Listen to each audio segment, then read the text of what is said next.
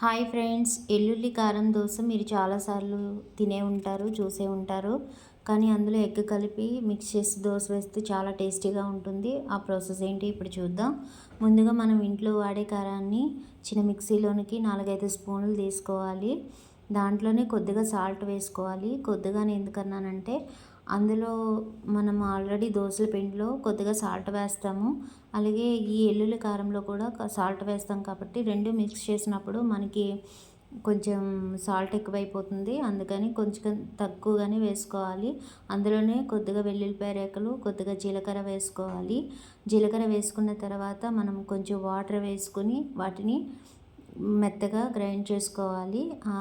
కారం, సాల్టు, వెల్లుల్లిపాయ రేఖలు, జీలకర్ర వీటిని మనం మెత్తగా గ్రైండ్ చేసుకోవాలి. మెత్తగా లేకపోతే బాగోదు. మనం ఒకసారి చూసుకొని ఇలా ఉంటే మనకి దోశ సరిగా రాదు. మనం ఏం చేయాలంటే అందులో కొంచెం వాటర్ వేసుకొని అదంతా మెత్తగా వచ్చే విధంగా మిక్స్ చేసుకొని పక్కన పెట్టుకోవాలి. ఈ విధంగా ఉంటే సరిపోతుంది దోశ మీదకి. దీన్ని పక్కన పెట్టుకోవాలి. మనం ఇంట్లో రెగ్యులర్గా ఎలా అయితే దోశలు వేసుకుంటామో అదే విధంగా ప్యాన్ పెట్టుకొని అది బాగా వేడైన తర్వాత 2 గరిటెల దోసల పిండి తీసుకొని చక్కగా ఆ ప్యాన్ మీద వేసుకొని ప్యాన్ అంతా స్ప్రెడ్ చేయాలి. అలా దోశ వేసుకున్న తర్వాత దాని మీద కొంచెం ఆయిల్ ఎక్కువగానే వేయాలి. ఎందుకంటే మనం ఎగ్ వేస్తాము, ఎల్లుల్లి కారం కూడా వేస్తాం కాబట్టి మనం కొంచెం ఈ దోశ మీద ఆయిల్ అనేది కొంచెం ఎక్కువగానే వేసుకోవాలి. లేకపోతే ఎగ్ వేసినప్పుడు కొంచెం నీసు వాసన వస్తుంది. అందుకని మనం కొంచెం ఆయిల్ ఎక్కువగానే వేసుకోవాలి. ఆయిల్ తీసుకొని దోశ మీద మనము కొంచెం వేసుకోవాలి. వేసుకున్న తర్వాత ఇదంతా మనం సిమ్లోనే పెట్టుకుని ఈ ప్రాసెస్ అంతా చేసుకోవాలి. లేకపోతే దోశ అనేది మాడిపోతుంది. తర్వాత మనం మిక్స్ చేసి పక్కన పెట్టుకున్న ఎల్లుల్లి కారాన్ని 2 స్పూన్లు తీసుకొని మనం దోశ అంతా కూడా స్ప్రెడ్ చేసుకోవాలి. అలా స్ప్రెడ్ చేసుకున్నప్పుడు దోశ అంతా కూడా ఎల్లుల్లిపాయ కారం పట్టే విధంగా చక్కగా అంతా మనం దోశ అంతా స్ప్రెడ్ చేసుకోవాలి స్పూన్తోని. అలా స్ప్రెడ్ చేసుకున్న తర్వాత ఆ దోశ అనేది సిమ్లోనే ఉండాలి. సిమ్లోనే పెట్టి చక్కగా దోశ అంతటిని స్ప్రెడ్ చేసుకుంటూ సిమ్లో పెట్టుకొని ఉడికిస్తూ ఉంటే స్మెల్ అరోమా అనేది చాలా బాగుంటుంది. స్మెల్కి మనకి తినాలనిపిస్తుంది. అంత బాగుంటుంది, చాలా బాగుంటుంది. ఒకసారి ట్రై చేయండి. దాని మీదే కొంచెం ఒక ఎగ్ని బీట్ చేసి మనం వేసుకోవాలి. వేసుకున్న తర్వాత దాన్ని కూడా మనం ఏం చేయాలంటే మొత్తం దోశ అంతా స్ప్రెడ్ అయ్యే విధంగా ఒక గరిటెతో మనము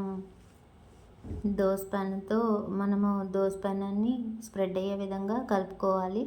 మొత్తం కలిసిన తర్వాత అలాగా ఎల్లుల్లి కారం ఎగ్గు దోశ మీద కలిసే విధంగా మనం తిప్పుకోవాలి. తిప్పుకొని కొంతసేపు సిమ్లోన అలాగే మనము పెట్టుకోవాలి. సిమ్లో ఉంచిన తర్వాత అదంతా బాగా ఉడుకుతుంది. ఉడికిన తర్వాత మనం ఏం చేయాలంటే అలా తిప్పుతూ ఉండాలి. ఎందుకంటే ఎగ్గు ఎల్లుల్లి కారం అంతా మిక్స్ అవ్వాలి కాబట్టి కొంచెం పైన అది మనం ఉడికేంత వరకు అలాగా నెమ్మదిగా తిప్పుతూ ఉంటే సరిపోతుంది. కొంచెం కింద వేగినట్టు అనిపించినప్పుడు మీరు ఏం చేయాలంటే దాన్ని నెమ్మదిగా మీరు ముక్కలు అవ్వకుండా నెమ్మదిగా దాన్ని తీసుకొని అటువైపు తిప్పాలి. ఒకవైపు వేగిన తర్వాత రెండో వైపు కూడా మనం చక్కగా తిప్పుకోవాలి. తిప్పుకున్న తర్వాత దీన్ని అటు ఇటు కూడా చక్కగా నెమ్మదిగా సిమ్లోనే మగ్గించుకోవాలి. అప్పుడు స్మెల్ అనేది చాలా బాగుంటుంది. నిజంగా ఈ దోశ అనేది వేసుకొని తిని చూడండి, చాలా టేస్టీగా ఉంటుంది. నేను రెగ్యులర్గా ఇంట్లో ఇలాగే చేస్తాను. పిల్లలేంటి, మా హస్బెండ్ ఏంటి చాలా ఇష్టపడతారు. రెగ్యులర్గా ఇలాగే తింటారు. నేను రోజు కనీసం 4-5 దోశలు ఇలాగే వేస్తాను. ఒక ఇంట్లో 10 దోశలు తింటే 4-5 దోశలు ఇవి తిన్న తర్వాత అప్పుడు ప్లెయిన్ దోశలు తింటారు. మళ్ళీ మొత్తం అంతా ఇలాగే తినడం కష్టం కదా. 4-5 దోశలు ఇలా వేస్తాను. చాలా బాగుంటుంది. మా పిల్లలు కూడా చాలా ఇష్టంగా తింటారు. మీరు కూడా ఇంట్లో ట్రై చేయండి, చాలా బాగుంటుంది. దీన్ని ఒక ప్లేట్లోకి తీసుకుని మనం ఏ చట్నీతో దీన్ని మనం తీసుకున్నా చాలా బాగుంటుంది. నాకు ఇంట్లో అయితే పల్లీ చట్నీ ఉంది. పల్లీ చట్నీ చేశాను. దాన్ని వేసుకొని అందులో తింటే చాలా బాగుంటుంది.